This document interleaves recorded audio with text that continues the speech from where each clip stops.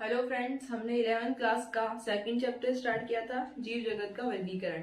यानी जीवों को किस प्रकार से वर्गीकृत किया गया है। तो हमने पिछली क्लास में हमने पढ़ा था कि जीवों का वर्गीकरण सर्वप्रथम अरस्तु ने किया था। अरस्तु ने किस आधार पर किया था? पादपों को शाक जड़ी वृक्ष में रखा था, जंतुओं को लाल रुधिर की उपस्थिति तथा अनुपस्थिति के आधार पर जीवों को वर्गीकृत किया था। यानी बड़े पौधों को पौधे में, पादप में, हरे और कोमल तने वाले पौधों को तना और तथा शाक में रखा, तथा झाड़ी जिसमें भूरे तने पाए जाते थे उनको झाड़ी में रखा। तो पादपों का इस प्रकार से वर्गीकरण कर लिया, और जंतु लाल रुधिर की उपस्थिति और अनुपस्थिति के आधार पर उन्होंने वर्गीकरण किया था। उसके बाद में ये एक विकसित प्रकार का नहीं था, तो उसके बाद में द्वि जगत प्रणाली आई जो कैरोलस लिनियस ने दी थी। उन्होंने पादप तथा जंतु जगत के बारे में बताया था। तो उन्होंने किस प्रकार से वर्गीकृत करा था जीवों को? कोशिका भित्ति के आधार पर। यानी जिसमें कोशिका भित्ति पाई जाती है उनको पादप जगत में रख दिया था, और जिसमें कोशिका भित्ति नहीं पाई जाती है उनको एनिमेलिया या जंतु जगत में रख दिया था। उसके बाद आई थी तीन जगत प्रणाली, वो हैकेल ने दी थी। हैकेल ने कोशिका संगठन के आधार पर, यानी कि जीवों का शरीर एक कोशिकीय है या बहुकोशिकीय, इसके आधार पर वर्गीकरण किया था। यानी उन्होंने प्रोटिस्टा जगत के बारे में सर्वप्रथम हैकेल ने बताया था कि जिसका शरीर, ऐसा जीव जिसका शरीर एक कोशिकाओं से बना हुआ है, अमीबा है, पैरामीशियम है, यूग्लिना है, क्लेमाइडोमोनास है, ये सब है, इनका शरीर सबका एक कोशिकाओं से ही बना हुआ है। यानी एक कोशिका में सारी क्रियाएं, संपूर्ण क्रियाएं हो जाती है। ठीक है, तो जो जिनका शरीर एक कोशिका से बना हुआ है उनको एक कोशिकीय, उनको एक अलग ग्रुप प्रोटिस्टा जगत में रखा था, तथा बहुकोशिकों को अलग में रखा था।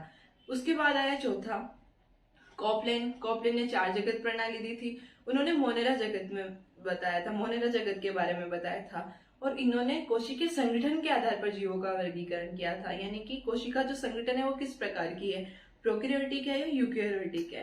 प्रोकैरियोटिक जिसमें केंद्रक कला नहीं पाई जाती है और गुणसूत्र नहीं पाए जाते हैं, और भी बहुत सारे कोशिकांग होते हैं जो प्रोकैरियोटिक कोशिका में नहीं पाए जाते, यूकैरियोटिक कोशिका में पाए जाते, जैसे गोल्जी इकाई, राइबोसोम्स, माइटोकॉन्ड्रिया, ये सब नहीं पाए जाते, वो प्रोकैरियोटिक, और जिसमें पाए जाते हैं वो यूकैरियोटिक प्रकार की कोशिका होती है।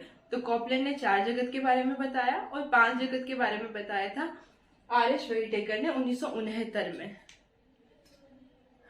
पांच जगत प्रणाली आर.एच. व्हिटेकर ने दी थी।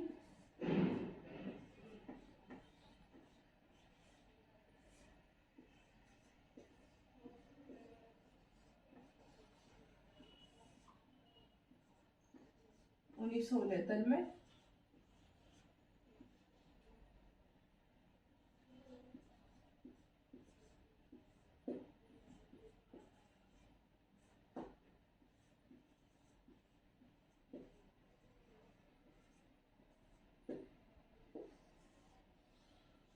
ये जो है आर.एच. व्हिटेकर ने दी थी पांच जगत प्रणाली के बारे में। तो अब ये जो प्रणाली दी थी ये सबसे सुविकसित प्रकार की प्रणाली थी। यानी कि जो दूसरे जो भी प्रणाली आ रही थी, एक जगत, द्वि जगत, तीन जगत, चार जगत, जो भी प्रणाली आ रही थी वो विकसित प्रकार की नहीं थी। तो ये जो पांच जगत प्रणाली है वो सबसे सुविकसित प्रकार की प्रणाली थी। ठीक है, और ये किस आधार पर थी वो हम पढ़ेंगे। यानी कि उन्होंने कोशिकीय संरचना, जीव संगठन, पोषण की विधि या फिर शारीरिक संगठन, इन सब के आधार पर इन्होंने वर्गीकृत करा था। तो अब पांच कोशिकीय यानी पांच जगत के बारे में हम ये पढ़ेंगे। तो सबसे पहले थी कोशिका संरचना। कोशिका संरचना यानी जीवों की जो कोशिका है वो किस प्रकार की है, प्रोकैरियोटिक है या यूकैरियोटिक, इस प्रकार पर उन्होंने वर्गीकृत करा था। तो जो प्रोकैरियोटिक कोशिका होती है, जैसे हमारा प्रोकैरियोटिक कोशिका है, इसमें केंद्रक होता है, लेकिन बाहर जो एक आवरण होता है केंद्रक कला, वो नहीं पाया जाता है। डीएनए होता है लेकिन वह कुंडलित होता है। तो ये कुंडलित प्रकार का डीएनए होता है। अब इस कुंडलित प्रकार के डीएनए को हम बोलते हैं प्लाज्मिड।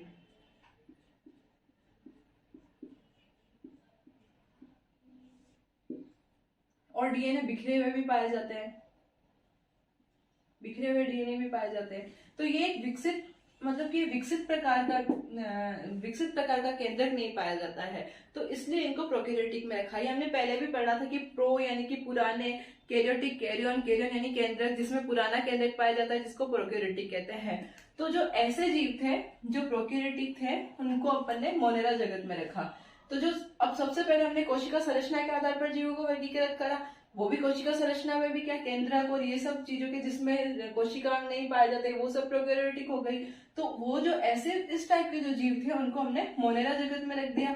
और जो बाकी जितने भी जीव बचे, यानी कि वह जीव जिसमें सुविकसित केंद्रक पाया जाता है, वो सारे जीवों को हमने यूकेरियोटिक कोशिका में रख दिया। तो वो जो सारे जीव बचे वो यूकेरियोटिक में आ गए। अब यूकेरियोटिक कोशिका में क्या होता है, यूकेरियोटिक कोशिका में माइटोकॉन्ड्रिया उपस्थित होता है, श्वसन अंग है, गोल्जिकाएं उपस्थित होते हैं, पादपों में हरित लवक पाए जाते हैं, केंद्रक पाया जाता है तथा केंद्रक के बाहर केंद्रक कला भी पाई जाती है, राइबोसोम्स पाए जाते हैं। तो ये सब जो जिसमें उपस्थित होते हैं वो यूकेरियोटिक प्रकार की कोशिका होती है। तो अब सबसे पहले जो वर्गीकरण हमें पता चल गया, मोनेरा जो पुराने केंद्रक पाए जाते थे उसको हमने मोनेरा में रख दिया, बाकी जो सब बच गए वो यूकेरियोटिक प्रकार के हो गए। अब इतने सारे जीव यूकेरियोटिक, इसके बाद में जीवों को वर्गीकृत किया। तो दूसरा जो टॉपिक आया वो शारीरिक संगठन, यानी दूसरा जो आधार था वो शारीरिक संगठन था, यानी जीवों का शरीर किस प्रकार से बना हुआ है, एक कोशिकीय है या बहुकोशिकीय है। ऐसे जीव जिनका शरीर एक कोशिका से बना है एक कोशिकीय, और जिनका शरीर बहुत सारी कोशिकाओं से मिलकर बना है उनको बहुकोशिकीय का। तो एक कोशिकीय जीव कौन से थे, अमीबा, पैरामीशियम, यूग्लिना, क्लेमाइडोमोनास।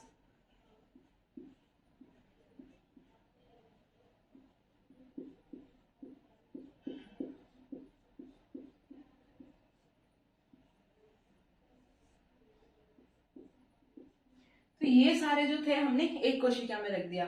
और ये कौन सा जगत आ गया हमारा, दूसरा प्रोटिस्टा जगत। तो अब हमने समझ लिया कि प्रोकैरियोटिक में और यूकेरियोटिक में सबसे पहले वर्गीकृत करा, तो एक जगत तो इधर से निकल गया मोनेरा। फिर बहुत सारे जो जीव बचे वो सब यूकेरियोटिक प्रकार के थे। उसके बाद में शरीर संगठन के आधार पर हमने करा कि एक कोशिका है, बहुकोशिकीय। जो एक कोशिकीय थे उनको अलग रख दिया, तो जो भी एक कोशिकीय थे उनको हमने प्रोटिस्टा जगत में रख लिया। तो हमारे दो जगत के बारे में हमें समझ में आ गया। और जो दूसरे थे बहुकोशिकीय, जिनका शरीर बहुत सारी कोशिकाओं से मिलकर बना है, उनको बहुकोशिका में रख दिया। अब जो बहुत सारे जीव है जो बहुकोशिका से मिलकर बने हुए, उनके बारे में भी हमने आगे वर्गीकृत करा। तो उनके बारे में कैसे समझा, पोषण विधि के आधार पर, यानी कि वो किस प्रकार से पोषण ग्रहण करते हैं उस आधार पर वर्गीकृत किया। तो पोषण विधि वह स्वयंपोषी है या परपोषी है, इस आधार पर वर्गीकृत करा। स्वयंपोषी वह जीव होते हैं जो प्रकाश की उपस्थिति में स्वयं भोजन बना सकते हैं, यानी भोजन के लिए दूसरों पर डिपेंड नहीं होते, वो खुद का भोजन खुद बना लेते हैं। तो ऐसों को स्वयंपोषी तथा परपोषी जो भोजन के लिए दूसरों पर निर्भर होते हैं उन्हें परपोषी कहते हैं। तो इस आधार पर वर्गीकरण किया। तो स्वयंपोषी जो पादप थे उनको प्लांटी जगत में रखा, ये तीसरा जगत प्लांटी हो गया। तो स्वयंपोषी पादपों को हमने प्लांटी जगत में रख दिया। और जो परपोषी थे, परपोषी जीव जो थे उनको सबको अलग रख दिया है, तो उनको सबको परपोषी में रख दिया। अब उनका वर्गीकरण पोषण विधि के तरीके के आधार पर करा, यानी सब पोषण तो कर रहे हैं, दूसरों के ऊपर निर्भर है, पर वो किस प्रकार से पोषण कर रहे हैं उस आधार पर उन्होंने वर्गीकृत किया कि वो अवशोषण कर रहे हैं या अंतर्ग्रहण कर रहे हैं। जो अवशोषण कर रहे हैं उनको कवक में रखा, और जो अंतर्ग्रहण कर रहे हैं यानी कि मुख से भोजन को ग्रहण कर रहे हैं, जिनका पाचन हो रहा है, ये सब जो क्रिया हो रही है, वो जो अंतर्ग्रहण कर रहे हैं उनको जंतु जगत में रख दिया। तो अब ये हमारा तीसरा आ गया कवक जगत, तीसरा तो ये पहला हो गया, हाँ तीसरा ये हो गया पादप, ये चौथा कवक यानी फंजाई जगत, और पांचवा हो गया जंतु जगत। ये हो गए पांचों जगत के बारे में। तो अब हमने ये सब पांचों जगत के जो Monera, protista, fungi, Plantae, animalia, जो आर.एच. व्हिटेकर ने बताए थे 5 जगत, उसका क्या आधार था हमने ये पढ़ लिया। अब हम पढ़ेंगे कि पोषण विधि में जो जीव होते हैं वो किस किस प्रकार के होते हैं। यानी जीव विषम पोषी होते हैं तथा मृतजीवी भी होते हैं, सहजीवी भी होते हैं। यानी जीव जब मृतोपजीवी सड़े गले पदार्थ से भोजन करते हैं अपना जीवन यापन करने के लिए। सहजीवी जो दूसरों के ऊपर डिपेंड होते हैं, जैसे कि अमरबेल कसकुट्टा होता है, वो आम के ऊपर डिपेंड पादप होता है। तो सहजीवी जो दूसरों के ऊपर निर्भर होता है, तथा परजीवी, या ये दो प्रकार के होते हैं, या तो पूर्ण परजीवी या अपूर्ण परजीवी या विकल्पी परजीवी। पूर्ण परजीवी ऐसे पादप होते हैं जो पूरे ही दूसरे पादपों पर निर्भर होते हैं, यानी कि अगर उन्हें दूसरा पादप नहीं मिला तो उनका कोई जीवन नहीं रहता है। तो वो पूर्ण रूप से परजीवी यानी पूर्ण रूप से दूसरों पर डिपेंड होते हैं, वो पूर्ण परजीवी होते हैं। तो वो होता है अमरबेल, रेफ्लेशिया। अमरबेल जो आम के पादप पर निर्भर होता है। और अपूर्ण परजीवी या विकल्प परजीवी, यानी कि अपूर्ण परजीवी, विकल्प परजीवी उन पादपों को कहते हैं जो पूर्ण रूप से परजीवी यानी पूर्ण रूप से दूसरे पादपों पर निर्भर नहीं होते हैं। खनिज, लवण या भोजन तो वो स्वयं बना लेते हैं, पर कुछ चीजों पे वो निर्भर होते हैं। तो वो विकल्पी परजीवी हो गए, और वो है विस्कोलोरेंथस। अब जो 5 जगत हमने पढ़े थे उनके बारे में, पांचों जगत को एक साथ में पढ़ेंगे तथा उनके लक्षणों के बारे में हम अध्ययन करेंगे, ठीक है। तो हम पढ़ेंगे Monera, protista, fungi, Plantae, animalia, जो ये 5 जगत थे। आर.एच. व्हिटेकर ने 1969 में इसके बारे में बताया था। इनके सबके लक्षणों के बारे में हम पढ़ रहे हैं।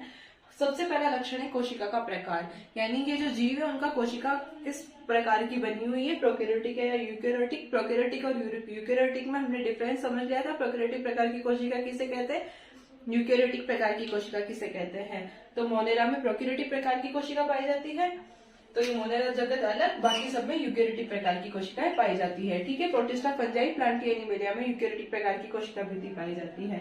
तो कोशिका प्रकार हो गया। दूसरा लक्षण है कोशिका भित्ति, यानी जो जीव पाए जाते हैं उनकी कोशिका भित्ति किस प्रकार की होती है। तो मोनेरा जगत में कोशिका भित्ति होती है वो सेल्यूलोज रहित होती है, एमिनो एसिड की बनी हुई होती है, पॉलीसेकेराइड की बनी होती है। ये जब हम एक एक जगत का विस्तृत से अध्ययन करेंगे तब इन सब जीवों की कोशिकाओं के बारे में, कोशिका भित्ति किस प्रकार की बनी है, इनका सबका साथ में अध्ययन करेंगे। अभी हमें थोड़ा ही बेसिक सारणी याद करनी होगी, जिससे हमें आगे जो जगत पढ़ेंगे वो हमें अच्छे से समझ में आ जाएगा। तो मोनेरा है उसमें सेल्यूलोज रहित कोशिका भित्ति सेल्यूलोज रहित कोशिका भित्ति होती है, इसमें सेल्यूलोज उपस्थित नहीं होता है, इसमें कुछ में उपस्थित होती है, फंजाई में उपस्थित होती है, काइटिन की बनी होती है, प्लांटी में तो सेल्यूलोज की बनी होती है। सेल्यूलोज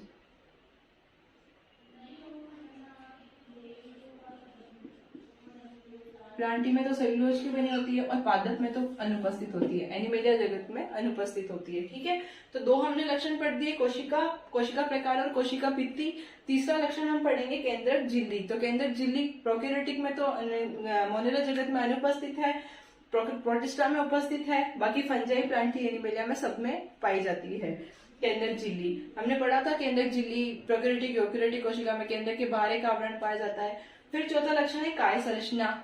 ये मोनेरा में कोशिकीय प्रकार का है, प्रोटिस्टा में कोशिकीय प्रकार का है, इनमें फंजाई, प्लांटी, एनिमेलिया ये बहुत सारी कोशिकाओं से मिलकर बने हुए हैं, तो इनका शरीर बहुकोशिकीय प्रकार का है। तो हमने ये चार लक्षण पढ़ लिए, कोशिका प्रकार, कोशिका भित्ति, केंद्रक झिल्ली और काय संरचना। ये सब हमने पहले भी पढ़े, पर इनको साथ में पढ़ने से हमें ये डिफरेंस याद हो जाएगा, किस किस में क्या क्या डिफरेंस है। अब है पोषण विधि, यानी किस प्रकार से पोषण ग्रहण करते हैं। तो मोनेरा है वो स्वयंपोषी है, स्वयंपोषी यानी ये स्वयं अपना भोजन का निर्माण कर लेता है, दूसरों पर डिपेंड नहीं होता है। और ये प्रोटिस्टा स्वयंपोषी होता है, फंजाई परपोषी होता है, यानी भोजन के लिए दूसरों पर निर्भर होता है, प्लांटी स्वयंपोषी होता है, यानी कि प्रकाश की उपस्थिति में स्वयं अपना भोजन बना लेते हैं। तो प्लांटी या पादप जो है वो स्वयंपोषी हो गए। एनिमेलिया होते हैं वो परपोषी होते हैं, यानी कि ये भोजन के लिए दूसरों पर निर्भर करते हैं। उसके बाद हो गया प्रजनन की विधि, यानी कि इनके जनन का क्या तरीका होता है। संयुग्मन प्रकार का जनन पाया जाता है, जिसमें F उपस्थित होता है F, जिसमें अनुपस्थित होता है F-। इसमें कोशिकाओं का संलयन हो जाता है और नए जीव का निर्माण हो जाता है। तो मोनेरा में संयुग्मन प्रकार का जनन होता है, प्रोटिस्टा में युग्मक संलयन हो जाता है, यानी गैमेट जो होते हैं, युग्मक जो होते हैं आपस में संलयित हो जाते हैं, तथा इनमें संयुग्मन प्रकार का भी जनन होता है।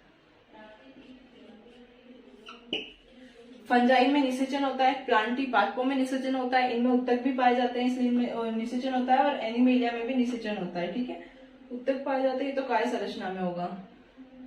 ठीक है, अब फंजाई, प्लांटी और एनिमेलिया में निषेचन पाया जाता है। और अब इनके बारे में हम विस्तृत से एक एक जब टॉपिक पढ़ेंगे, जब एक एक जगत के बारे में पढ़ेंगे तब हम और अच्छे से इनको पढ़ेंगे। कल से हम मोनेरा जगत के बारे में पढ़ेंगे।